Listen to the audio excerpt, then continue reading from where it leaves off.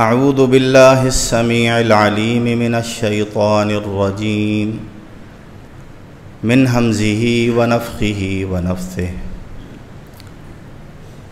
ان ینصرکم اللہ فلا غالب لکم وَإِن يَخْذُلْكُمْ فَمَنْ ذَا الَّذِي يَنْصُرُكُمْ مِنْ بَعْدِهِ وَعَلَى اللَّهِ فَلْيَتَوَكَّلِ الْمُؤْمِنُونَ۔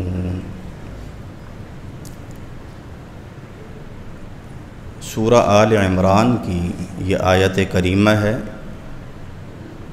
160 نمبر ہے اس آیت کا۔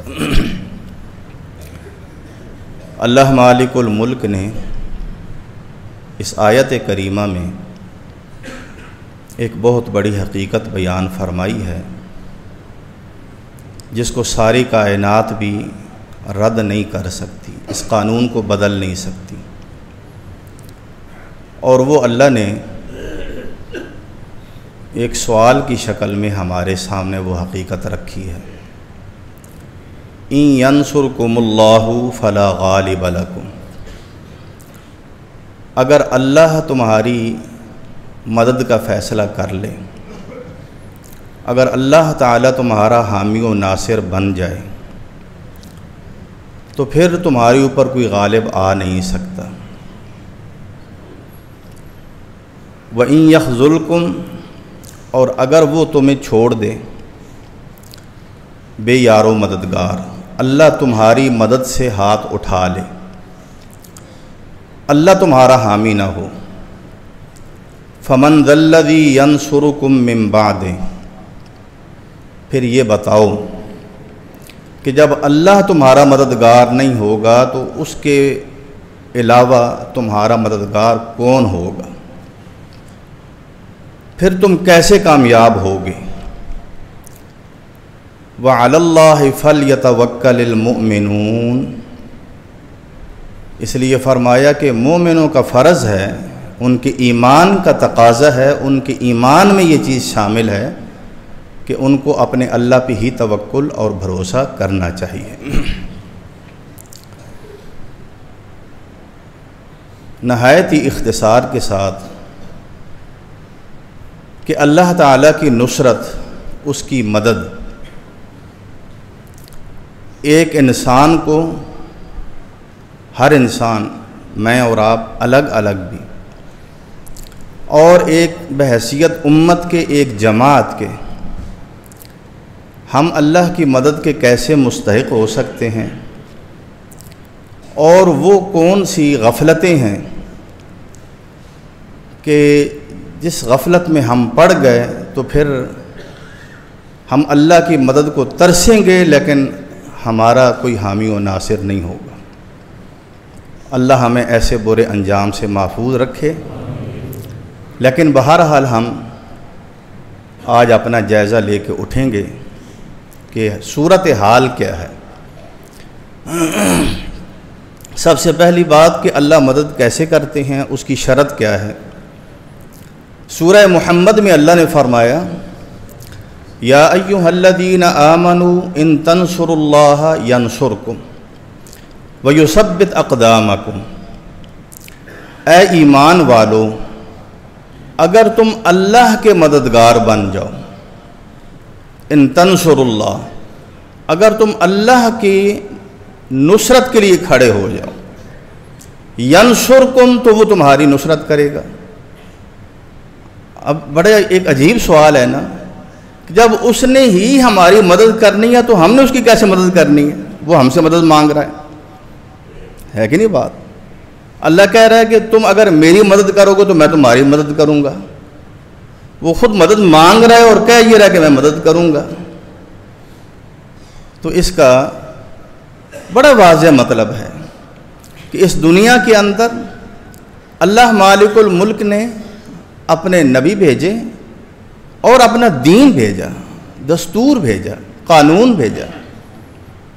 اس کو ہر کوئی قبول کرنے والا نہیں ہے، اکثریت اس کی منکر ہے، اور اکثریت اس دین کے خلاف ہے، اور اس کو مٹانے کے لیے وہ ہر وقت مستعد رہتے ہیں، اور ان کے منصوبے ہیں بڑے خوفناک کہ اللہ کا دین مٹ جائے۔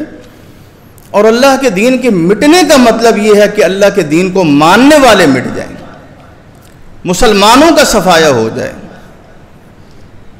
تو اللہ تو قوی ہے، اللہ تو بڑی قدرت والا ہے۔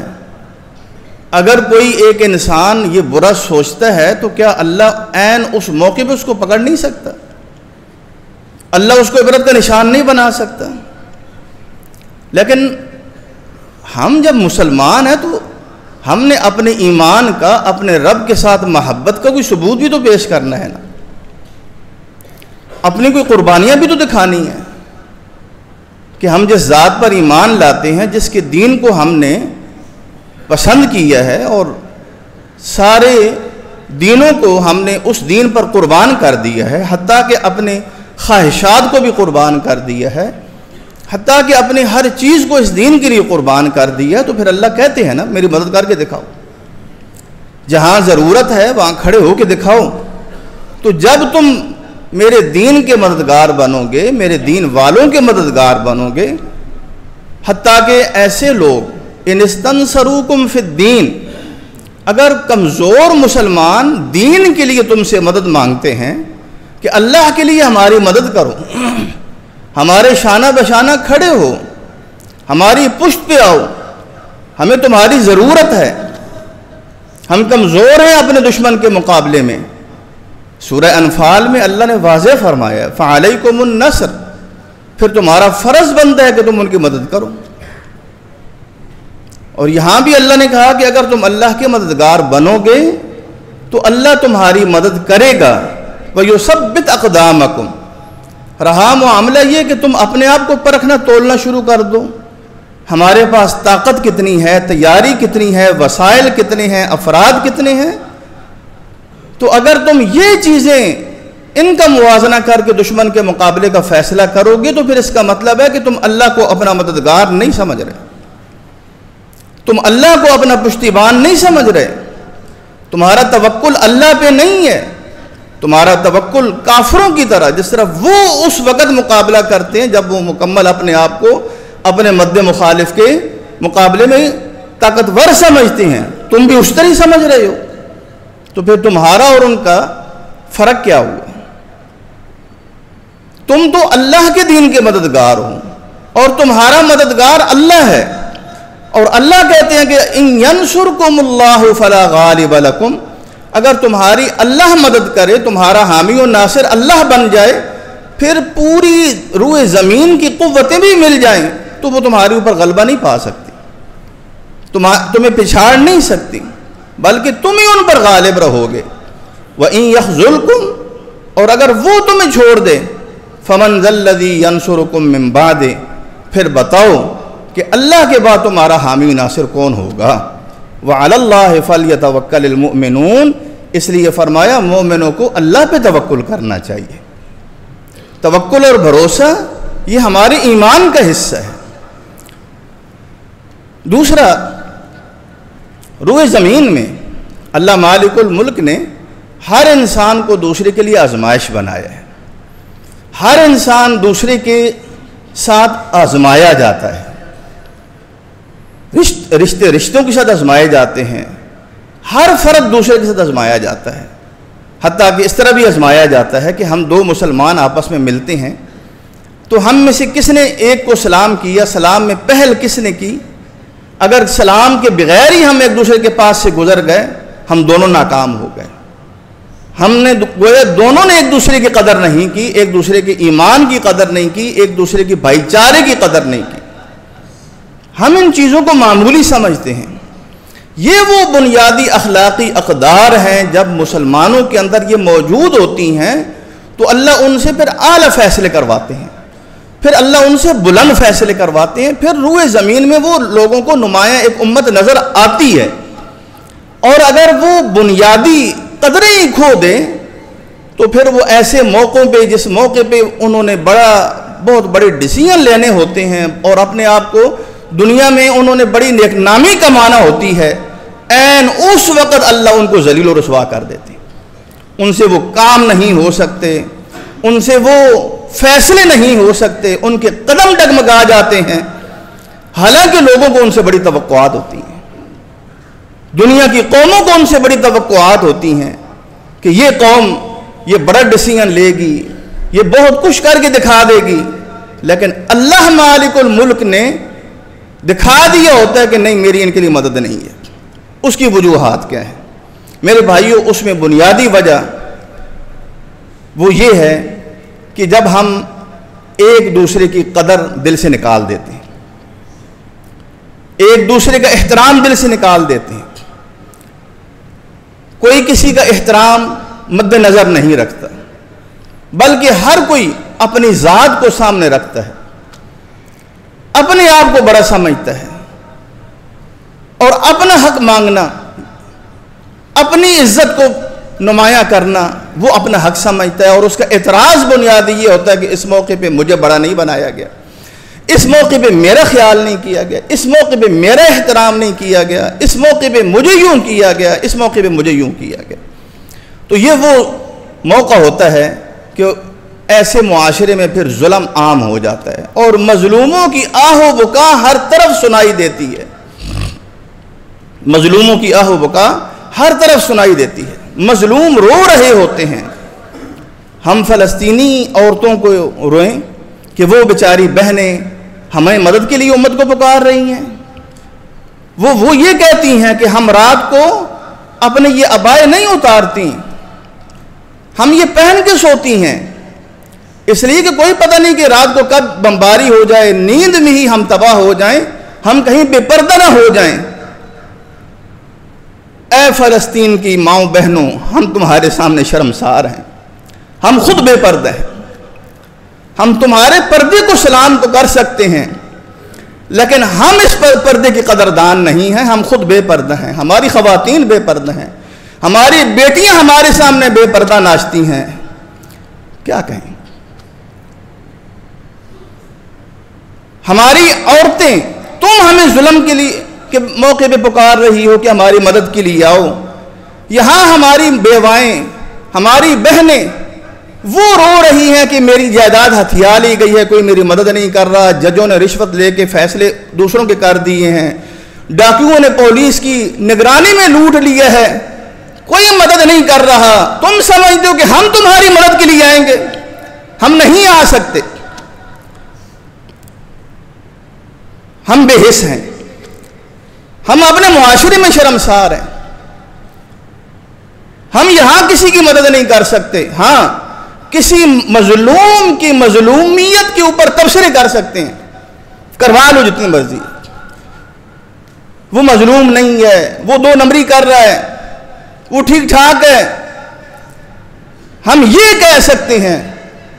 ہاں اس وقت پتہ چلتا ہے ظلم کیا ہوتا ہے جب اپنے اوپر بیتتی ہے، پھر وہ وقت ہوتا ہے کہ جب میری اتنی زبان چلتی تھی، اتنے بڑے میں جو ہے وہ تجزیے سوشل میڈیا پہ کرتا تھا، پھر وہ خود میں سنتا ہوں، پھر وہ تیر اپنے اوپر چلتے ہیں، پھر مجھے تکلیف ہوتی ہے، پھر میں آہ آہ کرتا ہوں۔ ہم وہ لوگ ہیں، ہماری یہاں مدد کوئی نہیں کر رہا۔ دو تین احادیث میں آپ کے سامنے رکھتا ہوں، بات ختم کرتے ہیں۔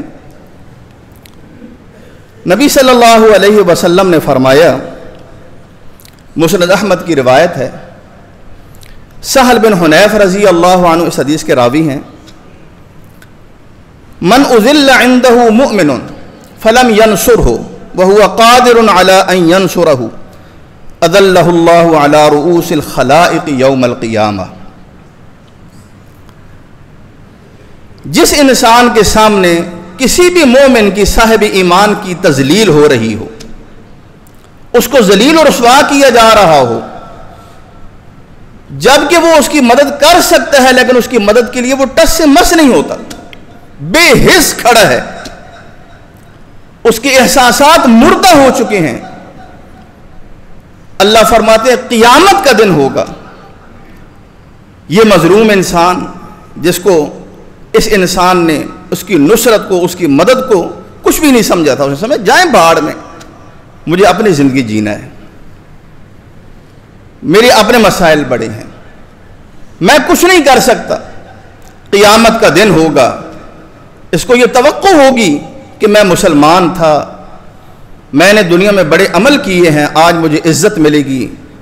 اللہ کے نبی فرماتے ہیں، مسند احمد کی روایت ہے، سہل بن حنیف اس حدیث کے راوی ہیں، قیامت کا دن ہوگا، اللہ اس انسان کو جس نے اپنے مسلمان بھائی کی مدد نہیں کی تھی سب کے سامنے ذلت اور رسوائی کی گہرائی میں گرا دیں گے۔ ہمیں یہ معاملے بڑے ہلکے لگ رہے ہیں، جبکہ من حیث الامت من حیث القوم ہم اتنے بڑے جرم کا ارتکاب کر رہے ہیں، اور یہ وہ جرم ہے کہ یہ ایک طرف انسان ایک جرم کے اوپر قائم رہے اور دوسری طرف اس کی اپنے ذاتی نیک اعمال ہوں تو وہ اس جرم کی تلافی نہیں کر سکتے۔ دوسری حدیث ابو داود کی روایت ہے، نبی صلی اللہ علیہ وسلم نے فرمایا، ما من امرئ مؤمن ما من امرئ يخذل امرأ مسلما في موضع تنتهك فيه حرمته وينتقص فيه عرضه۔ جو بھی مسلمان انسان کسی مسلمان کو ایسی جگہ پہ بے یار و مددگار چھوڑ دیتا ہے جس میں اس کی حرمت، اس کا احترام پامال کیا جا رہا ہے، جس میں اس کا احترام پامال کیا جا رہا ہے، انسان ہے، بوڑھوں کو مارا جا رہا ہے، گالیاں دی جا رہی ہیں، گھروں سے نکالا جا رہا ہے، تنہا بچے ملتے ہیں یہودی پکڑ کے ان کو لوگوں کے سامنے گولیوں کا نشانہ بنا دیتے ہیں، عورتیں ملتی ہیں ان کو گھسیٹ گھسیٹ کے پاؤں کے ٹھڈوں سے ان کو آگے رکھتے ہیں، اور امت نے ان کو چھوڑا ہوا ہے، ان کی عزت پامال ہو رہی ہے۔ الا خذلہ اللہ فی موطن یحب فیہ نصرتا، اللہ بھی ایسے انسان کو اس جگہ پہ چھوڑ دے گا جہاں وہ پسند کرے گا کہ میری مدد کو کوئی آئے۔ آج اگر اسلامی ممالک، وہ بھی من حیث الامت کہہ رہا ہوں، میں اور آپ انفرادی طور پہ یہ چاہتے ہیں کہ کل کوئی بھی آزمائش میرے اوپر بھی آ سکتی ہے، اور آج میں یہ سوچتا ہوں کہ مجھے کوئی ڈر نہیں ہے، میرے ہاتھ بڑے لمبے ہیں، میں فلاں جج کو فون کر سکتا ہوں، فلاں آفیسر کو فون کر سکتا ہوں، فلاں جنرل کو فون کر سکتا ہوں۔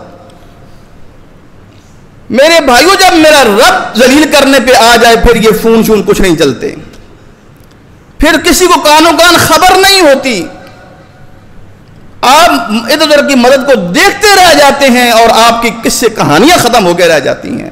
اللہ سے ڈر جائیے، نیچے نہ دیکھیے، اوپر دیکھیے مدد کے لیے۔ اور پھر فرمایا، جو انسان کسی بھی مسلمان کی اس جگہ مدد کرتا ہے جس میں اس مسلمان کی عزت پامال ہو رہی ہے تو اللہ بھی اس کی اس موقع پہ مدد کرے گا جہاں وہ پسند کرے گا کہ میری مدد کو کوئی آئے، اللہ اس موقع پہ مدد کرے گا۔ آج اسلامی ممالک دیکھ رہے ہیں ایک دوسرے کو، میں نے کچھ کیا تو میرا یہ ہو جائے گا، وہ ہو جائے گا، تو تیرا رب کدھر گیا ہے؟ تیرا رب پہ اعتقاد کدھر گیا ہے؟ اللہ کس طرح مدد کرتا ہے؟ اللہ تو وہ ذات ہے جو ایک مسلمان کی کافر کے ذریعے مدد کروا دیتا ہے، اللہ تو وہ ذات ہے۔ وَلِلَّهِ جُنُودُ السَّمَاوَاتِ وَالْأَرْضِ، آسمانوں اور زمینوں کے لشکر سب اللہ کے ہاتھ میں ہیں، اور وہ چیزیں جن کو ایک انسان سمجھتا ہے یہ تو ایک عام سی چیزیں ہیں، وہ ایک انسان کی مددگار لشکر بن جاتے۔ اس کی مثالیں بے شمار ہیں، وقت نہیں ہے، یہ حدیثیں ذہن میں رکھتے جائیں۔ دو حدیثیں اور سنیں اور پھر بات ختم کرتے ہیں، کیونکہ یہ وہ ہمارے پاس ایک بنیاد ہے، قرآن یا حدیث، اس کے اوپر ہمارا ایمان کھڑا ہے، یہ مرکز ہے، یہ ہمارے پاس سرچشمے ہدایت کے، تیسری تو کوئی چیز ہے نہیں۔ آج ہم قرآن و حدیث سے دور ہو کے ہم بڑا کچھ سوچتے ہیں، کہتے ہیں، کرتے ہیں، ہمیں حل نہیں مل رہا۔ ایک حدیث ہے بڑی سبق آموز، ایک واقعہ بھی ہے، ایک تاریخی سمجھے دستاویز بھی ہے، ایک قوم کا یا ایک امت کی اخلاقی قدروں کا ایک ہلکی سی تصویر ہے، اور پھر اللہ کے نبی کا اس کے اوپر تبصرہ ہے۔ آپ کو پتہ ہے کہ مہاجر مکہ میں مسلمانوں نے دو طرف ہجرت کی تھی۔ پہلی ہجرت کون سی تھی؟ ہجرت حبشہ، اللہ آپ کو بھلا برکت دے، ہجرت حبشہ، یہ کس ہجرت کے نبوی کون سے سال میں ہوئی؟ 6 سال، جب اللہ کے نبی کو نبوت ملے 6 سال تھا۔ میرے ساتھ آپ ساتھ دیا کریں، انشاءاللہ آپ کو فائدہ ہوگا، عالم بن جائیں گے۔ نبوت کے 6 سال یہ جو پہلی ہجرت تھی، یہ کسی اسلامی ملک کی طرف نہیں ہوئی، کدھر ہوئی تھی؟ حبشہ کی طرف۔ وہاں حکومت مذہبی تھی یا مشرک تھے؟ مذہبی تھے۔ کون تھے؟ عیسائی۔ وہاں عیسائیت کا زور تھا، بادشاہ بھی عیسائی تھا جو بعد میں مسلمان بھی ہو گئے تھے۔ تو اللہ کے نبی نے فرمایا تم ادھر چلے جاؤ، وہاں کا حکمران نرم دل ہے، نیک دل ہے، مجھے امید ہے کہ وہاں تمہیں سکون مل جائے گا۔ قربان جائیں اللہ کے نبی پر، اپنے سے اپنے پیاروں کو الگ کر رہی ہیں، کیونکہ ان کو ظلم میں سہتا ہوا نہیں دیکھ سکتے کہ میرے ان صحابہ کو کوئی امن مل جائے، سکون مل جائے۔ فرمایا تم حبشہ چلے جاؤ۔ تو اکثر مسلمان وہاں چلے گئے، تقریباً 80 کے قریب 82 کے قریب مرد اور عورتیں یہ گئے، یہ ادھر ہی رہے۔ یہ پھر کب واپس آئے؟ یہ جب اللہ کے نبی مدینہ ہجرت کر کے آ گئے تھے، وہاں بھی 7 سال گزر گئے تھے۔ غزوہ خیبر ہو رہا تھا، یہودیوں کے علاقوں کو فتح کیا جا رہا تھا۔ عین اس موقع پہ اللہ کے نبی علیہ الصلوۃ والسلام کے یہ مہاجرین بحری سفر کر کے مدینہ منورہ آ گئے۔ اللہ کے نبی فرماتے ہیں ان کو دیکھ کے آپ اتنے خوش ہوئے، کہا کہ مجھے اندازہ نہیں ہو رہا کہ مجھے کافروں کے غلبے کے اوپر فتح کی زیادہ خوشی ہے یا تمہارے آنے کی زیادہ خوشی ہے۔ میں بیان کروں، میں اندازہ نہیں کر سکتا کہ میں تمہیں دیکھ کے کتنا خوش ہو رہا ہوں۔ پھر اللہ کے نبی یہ بھی محسوس کرتے تھے کہ یہ بہت عرصہ مجھ سے دور رہے اور باقی مسلمان قریب رہے، تو کوشش کرتے تھے کہ ان کو اکٹھا کر کے اپنے پاس بٹھائیں، زیادہ وقت دیں۔ تو حضرت جابر کہتے ہیں کہ اسی طرح یہ لوگ بیٹھے ہوئے تھے ایک مرتبہ، تو اللہ کے نبی نے فرمایا تم نے حبشہ کی زمین میں جو وقت گزارا ہے، کوئی عجیب واقعہ جو کوئی دیکھے، کوئی زیادہ جس کو تم نے عجیب سمجھا ہو، وہ واقعہ کوئی بیان تو کرو، ہے کوئی نہ تمہارے ذہن میں؟ تو کوئی صحابہ نے کہا ہاں اللہ کے نبی ایک واقعہ ہم آپ کو سناتے ہیں۔ اور وہ واقعہ انہوں نے یہ سنایا کہ ہم ایک جگہ بیٹھے ہوئے تھے، کچھ نوجوان صحابہ کہنے لگے ہم ایک جگہ بیٹھے ہوئے تھے، تو سامنے سے جو یہ راہبائیں ہوتی ہیں جو گرجوں کے اندر اپنے آپ کو جنہوں نے وقف کر دیا ہوتا ہے، تو کہتی ہیں کہ ایک راہبہ اپنے سر پہ پانی سے بھرا مٹکا یا جس کو آپ گھڑا کہتے ہیں وہ اٹھا کے جا رہی تھی۔ اب یہ ایک راہبہ ہے، یوں سمجھیں کہ مولوی، یہ ایک معلمہ ہے، ان کے مذہبی پیشوا ہے۔ اس معاشرے کے اخلاقی تنزل کو دیکھیں، اخلاقی زوال کو دیکھیں۔ وہ کہتے ہیں کہ عجیب اس لیے لگا کیونکہ یہ مسلمان تھے، ان کو تو اللہ نے بڑی اعلیٰ سوچ دی ہوئی تھی۔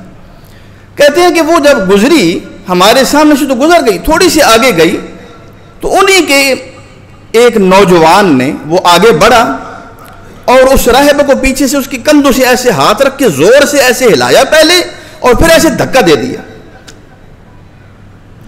اب یہ اس معاشرے کی تصویر کشی ہے، سمجھ آ گئی ہے؟ اس نوجوان کو کیا پڑی تھی کہ وہ اس راہبہ کو دھکا دے؟ گویا ایک عورت کا وہاں کسی قسم کی کوئی عزت نہیں تھی محفوظ۔ وہاں کے نوجوان اتنے اخلاق باختہ ہو گئے تھے، اتنے ظالم ہو گئے تھے، اتنے سفاک ہو گئے تھے، کوئی عام عورت بھی نہیں، وہ راہبہ تھی۔ اور آج اس ماحول میں بھی آپ راہباؤں کو دیکھتے ہیں کہ یہ تو ویسے تو یہ کہتے ہیں کہ پردہ یہ بڑی رجعت پسندی ہے اور یہ تاریکی ہے، عورت پہ ظلم ہے، لیکن اپنے راہباؤں کو یہ پردہ کرواتے ہیں، ان کا پورا جسم ڈھکا ہوتا ہے، سر ڈھکا ہوتا ہے۔ لیکن وہاں اس راہبہ کا اس دور میں بھی وہ ایک راہبہ جا رہی ہے، سر پہ پانی کا مٹکا ہے، اور اس ظالم کو اتنا ترس نہیں آیا، اس نے اس کو زور سے پکڑا، پہلے ہلایا اور پھر اس کو آگے گرا دیا، اس کا مٹکا گر گیا، ٹوٹ گیا، پانی گر گیا اور وہ زخمی ہو گئی۔ وہ جب اٹھی تو ذرا اس کے الفاظ دیکھیں، صرف یہ دنیا نہیں ہے کہ یہاں ہی سارے فیصلے ہو جاتے ہیں۔ اس نے کہا، یہ الفاظ ذرا دیکھیں، سوف تعلم یا غدر،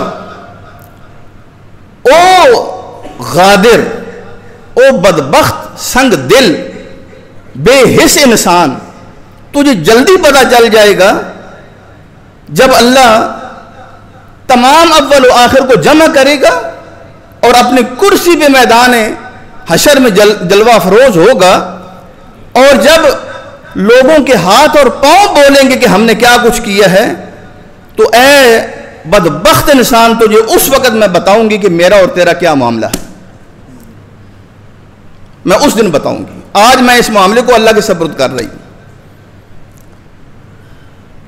نبی صلی اللہ علیہ وسلم نے فرمایا صدقت صدقت، اس عورت نے یہ بات ٹھیک کی ہے، بالکل سچی بات کی ہے، اور پھر فرمایا اس چیز کے اوپر غور کریں، یہ میرے اور آپ کے لیے اور پوری امت مسلمہ کے لیے۔ کیف یقدس اللہ امتا لا یؤخذ لضعیفہم من شدیدہم، اللہ اس امت کو کیسے پاک کرے گا؟ وہ حج کریں، وہ عمرے کریں، وہ رمضان کے روزے رکھیں، وہ صدقہ خیرات کریں، وہ مسکینوں کو کھانے کھلائیں، لیکن کرتوت یہ ہوں کہ اس معاشرے میں ان کے کمزوروں کے لیے ان کے سخت اور زور آوروں سے حق نہیں لیا جاتا۔ اس امت کو اللہ یقدس اللہ، کیف یقدس اللہ، کیسی تقدیس کرے گا، کیسے ان کے گناہ معاف کرے گا؟ نہیں معاف کرے گا اللہ ان کے گناہ۔ تو اے فلسطین کے بھائیوں، ہم معذور ہیں، ہم ہاتھ کھڑے کرتے ہیں، ہم تو خود ان بیماریوں مبتلا ہیں، ہم تو خود دوسروں پہ ظلم کر رہے ہیں، جتنا ہو سکتا ہے کرتے ہیں، اور ہمارے ہاں انصاف بکتا ہے، ہمارے ہاں زور چلتا ہے، ہمارے ہاں کمزوروں کی زندگی نہیں ہے، کمزوروں کا ہم سمجھتے ہیں یہ کمزور مرنے کے لیے آئے ہیں، ہمارے پاؤں کے نیچے مسلنے کے لیے ان کو اللہ نے بنایا ہے، ہماری گاڑیوں کے نیچے یہ مسلے جائیں، ہمارا تو دل یہ کرتا ہے۔ تو اللہ کہتے ہیں اللہ ایسی امت کو کیسے پاک کرتا ہے؟ اللہ کے نبی فرماتے ہیں یہ امت کامیاب نہیں ہو سکتی۔ تو میرے بھائیوں، ہم تو خود تباہی کے دہانے پہ کھڑے ہیں، ہم دوسروں کو کیا مدد کریں؟ تیسری حدیث، نبی علیہ الصلوۃ والسلام نے فرمایا جو انسان کسی بھی انسان کے ظلم کے اوپر مدد کرتا ہے، لم یزل فی سخط اللہ، وہ ہمیشہ اللہ کی غضب میں رہتا ہے۔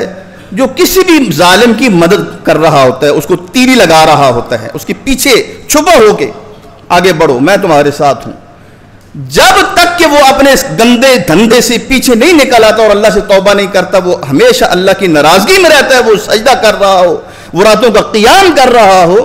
ظلم اتنی خوفناک چیز ہے۔ وَكَمْ قَسَمْنَا مِنْ قَرْيَةٍ كَانَتْ ظَالِمَةً وَأَنشَأْنَا بَعْدَهَا قَوْمًا آخَرِينَ، ہم نے کتنی امتوں کو ہلاک کر دیا جو ظالم تھیں، اور ہم نے ان کے بعد اور امتیں پیدا کر دیں۔ ہم دنیا کے اندر کفر برداشت کر لیتے ہیں لیکن ظلم برداشت نہیں کرتے۔ اللہ مجھے اور آپ کو ہدایت نصیب فرمائے۔